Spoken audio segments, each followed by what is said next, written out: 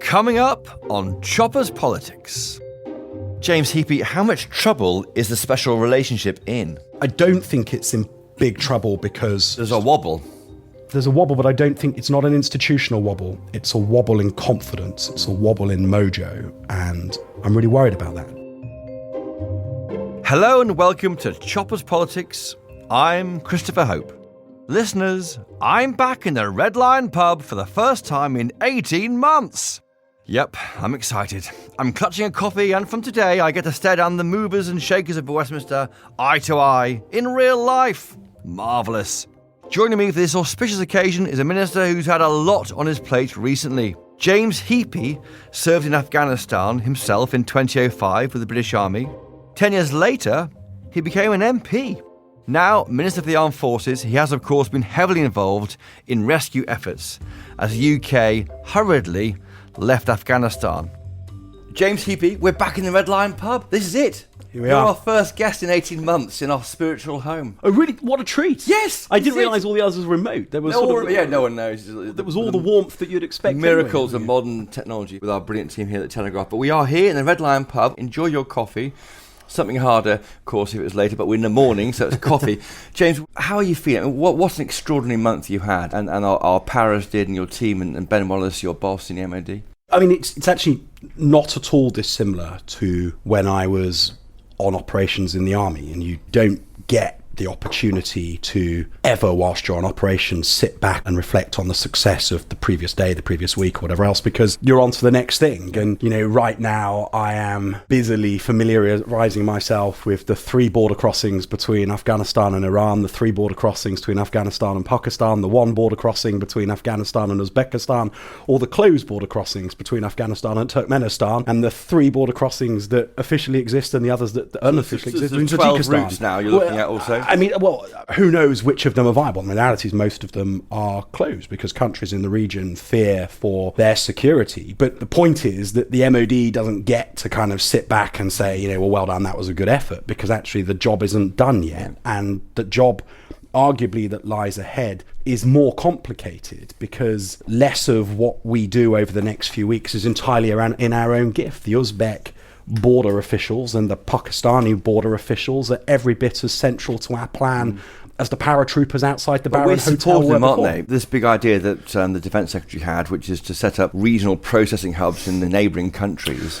Yeah, I mean, is that happening? Is that idea we're getting nervous. anywhere? What's important is there's 3 buckets of people, effectively. There's the British nationals and eligible people who are arguably the most straightforward. I think the Taliban recognise that they've got a right to leave the country, and I think if you can get planes in, then they'll leave. Then there's the Arappers, who are the people that have worked with the British forces, British government over the last 20 years. We know who they are, they're identified. And so bringing them out in family groups across borders feels doable. There's lots of diplomacy to do, there's lots of practicalities to work through, but that feels doable. And then there's this wider challenge of the ACRS, the Afghan Citizen Resettlement Scheme, which I think will require sort of processing hubs in bigger volumes. And I think, you know, whilst of course the MOD is leaning in on delivering the ACRS, we're actually quite keen to make sure that the ARAP remains reasonably discreet, because we think our defence sections in Tashkent and Islamabad, and then there's a non-resident section that will come down to Dushanbe, that we can probably sort of process a lot of the Arappers through them alongside their embassy colleagues in country, rather than it needing to be part of the bigger ACRS RAP that the Foreign Office, the FCDO... What are the numbers now then? Who's left who should be coming here in Afghanistan as we sit here? So British nationals is down into the low hundreds. And I think that a lot of the challenge with those that are there, and the reason there's so much political heat over a relatively low number of people, is that a lot of them have got family members and extended family members who they want to come with, but don't have that eligibility. And that was the sort of tension around why a lot of them didn't get out during the airlift, and that tension remains now. Actually, it's very similar to the Arappers. There's about 311 who are on our list as having applied and eligible. That's not the British nationals? No, that's Arappers. And how many British nationals exactly? Well, it's in the low hundreds. I don't know know the exact number, I'm afraid. I suspect that my Foreign Office colleagues would be able to give you a more exact steer, but it is It is low hundred, and actually it's quite hard to nail down, because just with Arapers, we've got 3 Arapers who have turned up in the United States. There's an Araper in Paris, there are Arapers in Istanbul. So in the chaos of what happened over the last month, lots of people have left Afghanistan through other routes that we don't know about. And that will be the same with British nationals as well. People don't have to notify the Foreign Office of their whereabouts. When can you get them all out, all the low hundreds and maybe the 3 Arabs? I mean, British nationals, I think the threat to them is actually quite low. I genuinely don't think that the Taliban are going to start killing British nationals, US nationals, French nationals, German nationals. I think they understand the politics internationally of doing that. So I think for them, the best thing to do is exactly as the Foreign Secretary has been seeking to negotiate, which is that we speak to the Qataris, the UN, the Turks, maybe the Pakistanis, about getting a plane into Kabul, or more probably Mazar-e Sharif. Mazar-e Sharif is functioning still as an airport because it didn't have all of the turmoil that Kabul had over the last few weeks. And then you can just advise people to go there. We'd have to trust, which is a big thing for the Home Secretary to have to do. And she deserves a lot of plaudits for the way the last month or so has gone, and the flexibility she's shown, the pragmatism she's shown. We'd have to trust the Qataris, for example, to be sort of checking passports for us as people get on planes. But that's all workable. For the Arapers, I think that there's the danger that inevitably they have to pass through the Taliban to get onto a plane. And we need to sort of just take our time to see how the dust starts to settle around the Taliban attitude to those people that we owe it to bring them out of the country. The people who interpreted for me at the tactical level in Sangin in 2009, does the average Talib care that they're leaving the country? But some of the higher value people, I mean that in a sort of military sense, right? High value target, rather than sort of like one life being worth another.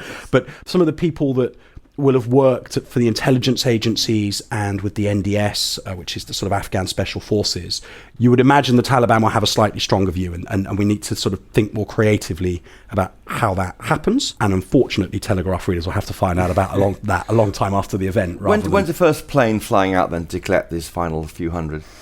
Don't know. Well, I mean, Mazar-e Sharif, there's been flights going in and out of Mazar-e Sharif all week, actually, for the US, the UN, and it depends who operates the flight. The reality is most people have concentrated themselves on Kabul. So the challenge is are you confident that you can advise people to travel from Kabul to Mazar-e Sharif? At this time of year, the roads will all be fine, but it's the security situation. And that's quite a big call, actually, for governments everywhere about the degree to which we own, if we advise people on a route out of the country, are we responsible for their lives thereafter? I mean, so I think what we need to do is give people the best information we have to empower them to get out safely. Mazar-e Sharif, I think flights could probably leave pretty imminently. I think the reason the Qatari flight didn't go in this week, I mean, we could have brought out British nationals this week if the plan had gone as the Foreign Secretary agreed in Doha. But there is a surface-to-air threat in Kabul right now from ISKP that means that nobody's going to fly a plane into Kabul airfield because get shot down. This is too risky. There's been debate between the Foreign Office and Ministry of Defence. So you've started a review into how the intelligence failed to predict the quick fall of Kabul. How's that going? Inevitably, a formal review I know will happen because it needs to. We need to sort of understand how it happened. But I think inevitably you yourself go back over what did I read and when?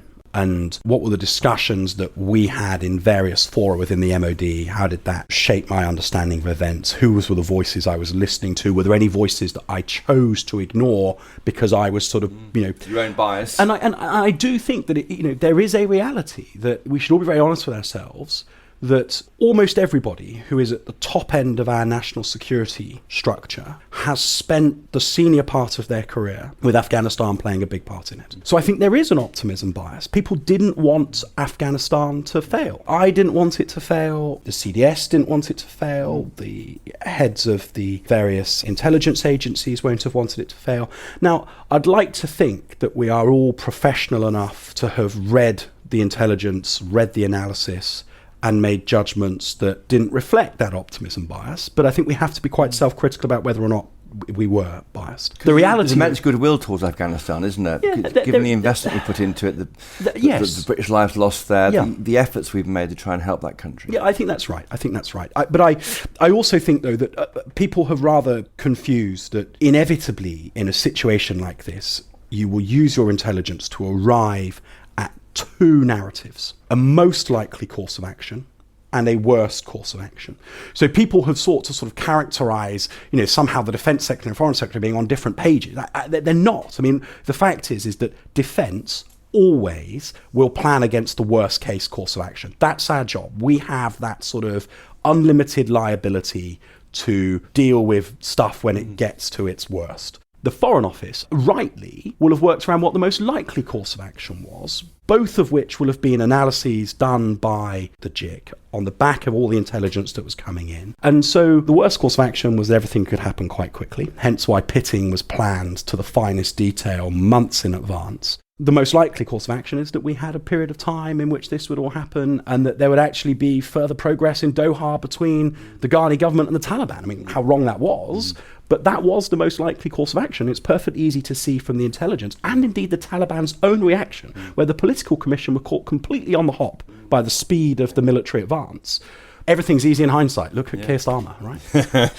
How much trouble is a special relationship in? There's been lots of briefing to and fro. It might mean that we're more reluctant in the future to go into military adventures with them. I don't think it's in big trouble because fundamentally the institutions that underpin it, the relationship between the MOD and the DOD, the relationship between the White House and Downing Street, none of that is diminished in the slightest. Where it's in trouble is that the US, I think, is having a real crisis in confidence about its role in the world. And I hope that my great friend, the defence attaché for the United States to London, doesn't mind me saying this.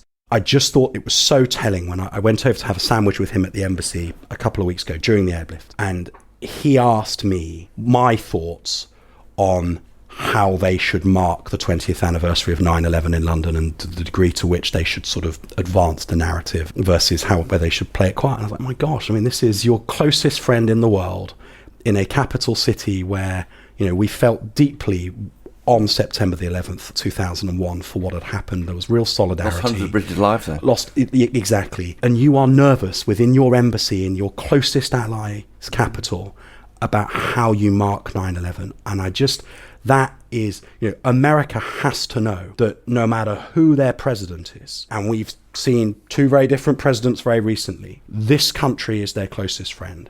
Our militaries are closer together than any other two militaries on the planet. And we will carry on, I hope, being a force for good in the world and standing up to competitors that are seeking to undermine a rules-based international system throughout this century and the next. There's a wobble in the special relationship, isn't there? There's a wobble, but I don't think it's not an institutional wobble. It's a wobble in confidence. It's a wobble in mojo, and I'm really worried about that. But it's odd because you could sort of see all this tension playing out and the tension that people were reporting in Kabul was that's just soldiers under pressure venting. But the sort of tensions that were existing between our legislatures, between the decision-making process around the NATO summit earlier in the year. Take that in the context of, right now there are US fighter jets embarked on a UK aircraft carrier in the Sea of Japan, and we are doing stuff with the US Navy that the US would never do with any other Navy on the planet. There's a ship right now in the Caribbean under US command doing the disaster relief of Haiti. All around the world, business as usual carries on.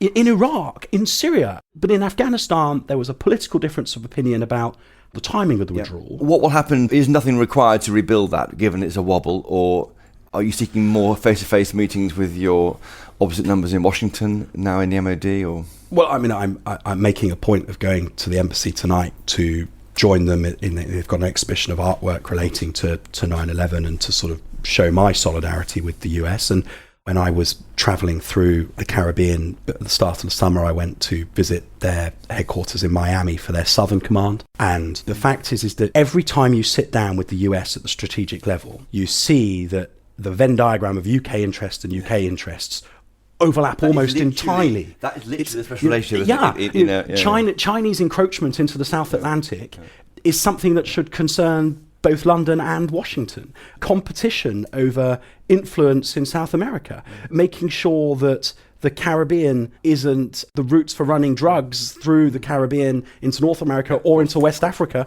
We share that requirement to interdict, just everywhere in the world.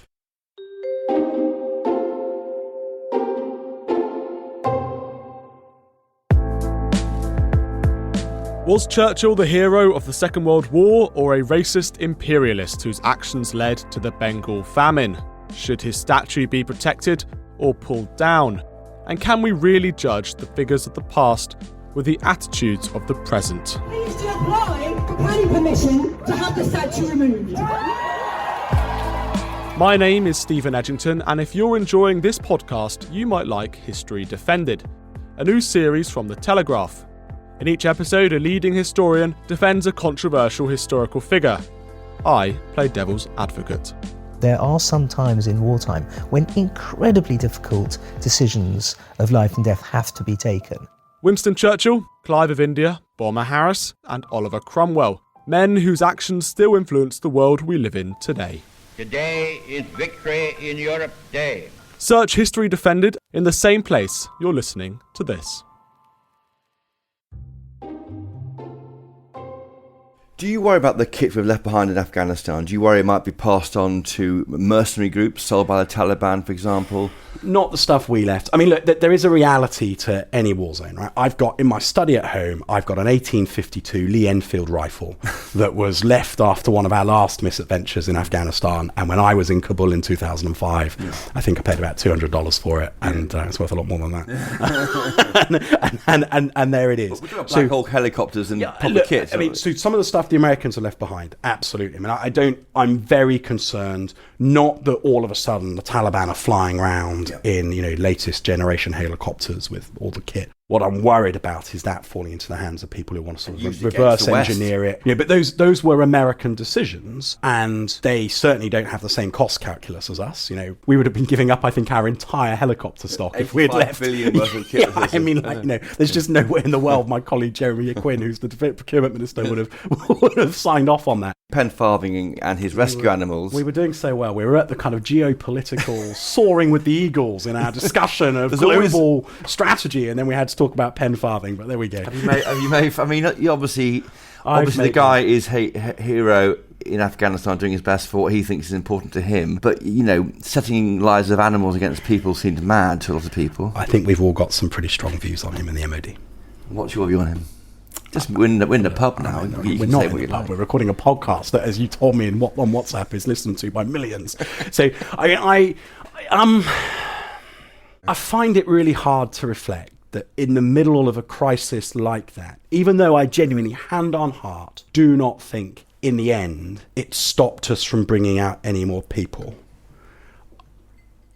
It's just so uniquely British that we were having such a scrap over that in the middle of what was going on. And as a politician, you kind of suck that up, right? Your job is to deal with what the UK public... tired. You're working 24/7 for this. Yeah, but I can't tell you how tightly various air marshals, generals and admirals were gripping their pens and pencils whilst these discussions were being had. And the Secretary of State and I were like, look, guys, we are actually going to have to sort of, we need to think about how we would do this.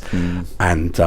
there were... But no lives were lost by the saving of those animals. I think... Yeah, exactly. I mean, I think that the key choice that we made, and God, did Ben get some vitriol when he sort of went out and fronted up to this. And, hats off to him. His MO was to just go out and say exactly what his judgment was.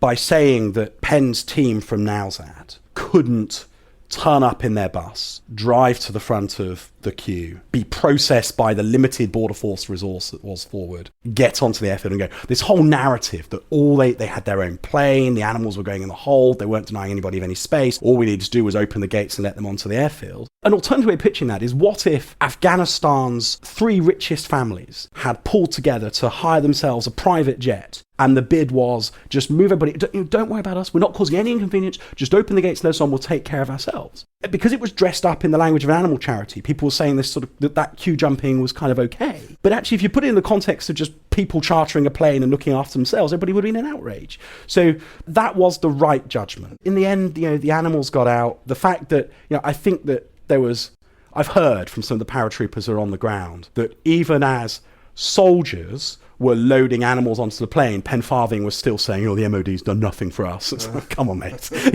Literally, we're carrying animals onto the plane right now. But there we go. Medals. There's been question marks whether, I think you have to serve for 28 days in theatre to get some kind of medal or a bar on your medal, and should that be cut down because to a 2-week period or however long the paras are out there, should be a degree of metallic recognition?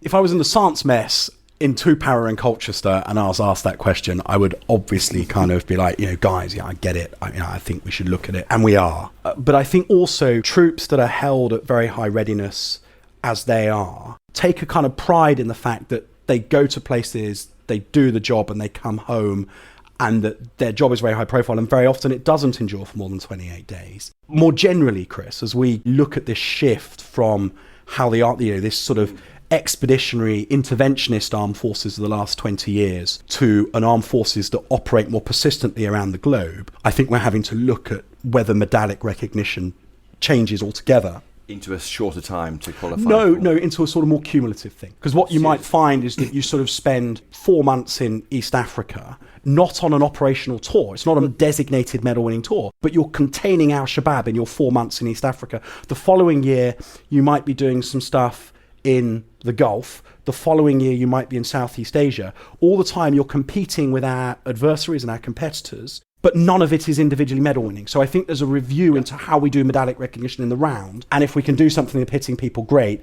But yeah. Listen, it's been so good to talk to you, and thank you for coming to the pub today. You said in one interview during the heat of this that we may be back in 6 months' time in a different guise. Is that going to happen? I mean, I think what I might have been referring to is what a sort of diplomatic mission might look like that by then. It's not a military one. No, I don't think so. I thought that, when we launched the integrated review, CDS did an interview, and the interviewer, in this kind of like gotcha style that seems to be the kind of, the style de jour. No, I know. They were like, so you couldn't do another 10,000 people in Helmand indefinitely. And Nick Carter's answer was like, well, would we want to? I mean, I just think we've learned an awful lot from Iraq and Afghanistan.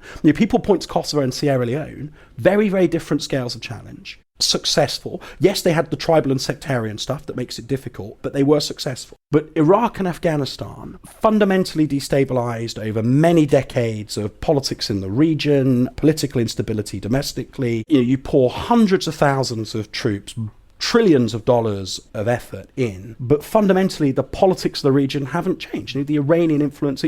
So I don't think we'll be back in Afghanistan militarily very quickly, because even if the same problem set existed, even if international terror were to return and we had to interdict, we've learned from Iraq and Afghanistan a different way of doing business now. And in terms of those who came back from Afghanistan, one was on a watch list, got to Birmingham and was picked up. No more than that, as far as you know? No, that is the great tribute to the Home Sec. She was pragmatic enough to allow flow to accelerate. What changed to go from 400 or 500 people a day to 2,000 people a day? Priti Patel making a judgment that was much more pragmatic about what needs to be done on the ground forward. Hats off to her. But we could not have just opened the gates altogether, because people were pinging on the no-fly list. And so all in all, bringing out that number of people with only one person getting to Birmingham, and we spotted them in transit and dealt with it. Home Office, MOD, Foreign Office, I think can reflect on pitting as a success. I think the fact that pitting was necessary, discuss. And James Heappey, before we go and we're in the pub together, what's the toll on you being personally? I mean, you mentioned there an interpreter who worked with you in Sangin when you were serving back in 2009. Is he or she out? Do you know that? The majority of those who I was aware of, who people were sort of raising with me as sort of people who had worked with the rifles, broadly did get out. I think there's one or two that are left, but they're not fearful for their lives, and I think we'll get them out. I don't know. The hardest thing for me was, Ken Septunger wrote a piece which was the front page piece on the Independent on the middle weekend of Arap, and it was the day after the crush. He reflected that language around urgency, the closing window to leave, the honesty that we were having to use in London and in Washington and everywhere else about the fact that not everybody would get out, that was causing the crush. That was causing the panic. I know that there are other things that caused the panic and the crush. The US ambassador in Kabul said something pretty unhelpful, which appeared to say to lots of people in Kabul, look, come and America will take you whether you've worked for us or not. But I read that and I was like, crap, I mean, the things I'm saying, in order to be honest and accountable to the UK public, which I think is my responsibility as a minister in Her Majesty's government, is having an effect on the ground that is contributing to people losing their lives. And that's horrendous. And then last weekend, it turns out to be a hoax, we're pretty sure.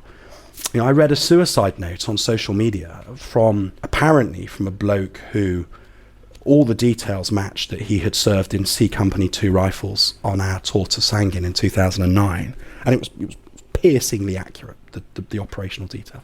I didn't recognise the nicknames, but then again, I probably wouldn't know necessarily what the riflemen called each other, so it seemed really viable. And again, in that, it made a direct linkage between I'm killing myself because of what politicians are saying about, it's not in vain. Of course it does. Even though it was a hoax. But it didn't matter. I didn't know it was a hoax for 48 hours after I'd read it. And I just think it's a reminder that, even on matters of foreign policy, where it can feel much more removed, the reality is Ken drew a link between the language we were using and a reaction on the ground in Kabul. This hoax drew a link between the things we were saying and the mental health of veterans. And that forces you to look in the mirror and just reflect on, am I conducting myself in the right way? I hope I've done my best. I've worked as hard as I can possibly work. I've made the best decisions I think I'm able to make, and I've been supported by some phenomenally talented people. People have been very kind in saying that they think that the MOD has done well in the last few weeks, and certainly I'm very keen to tell all the soldiers, sailors, airmen, civil servants who have been involved in what's happened that that's the case. But it's been pretty hard. Well, James Heappey, Defence Minister, thank you for joining us this week on Choppers Politics. Thank you. Thank you. Well, that's it for this week. Thank you to my guest, James Heappey, this week for such an honest and wide-ranging chat with me just there. I'm sure you felt it was moving, as I did, and a real honest appraisal of Britain's involvement both in Afghanistan and with America through the special relationship. And what a joy it is to be back in the Red Lion pub. Just brilliant. I'd love to hear your thoughts on what James had to say. Please email us, chopperspolitics@telegraph.co.uk, or you can find us on Twitter. We're at Choppers Podcast.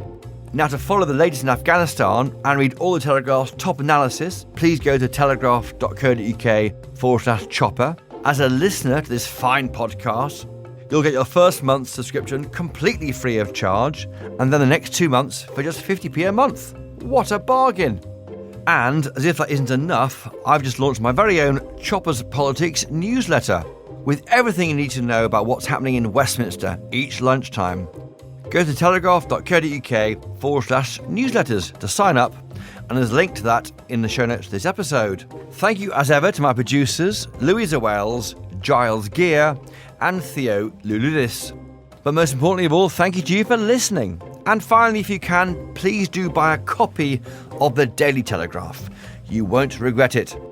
Until next time though, cheerio!